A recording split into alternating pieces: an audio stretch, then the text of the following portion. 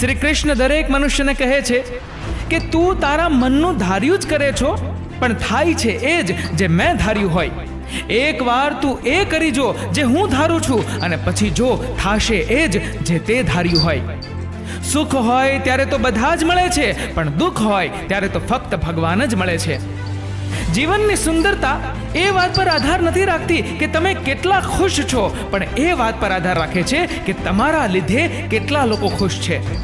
કોઈની પણ વાતમાં પડતો નથી, એટલે હું કોઈને નડતો નથી. જે ઘડીએ જે મળ્યું એ મંજૂર છે. ભાગ્ય સાથે હું કદી લડતો નથી.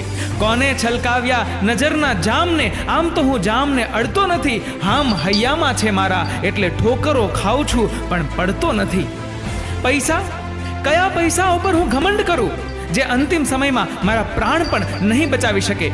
શરીર, કયા શરીર પર હું અહંકાર કરું જે અંતિમ સમયમાં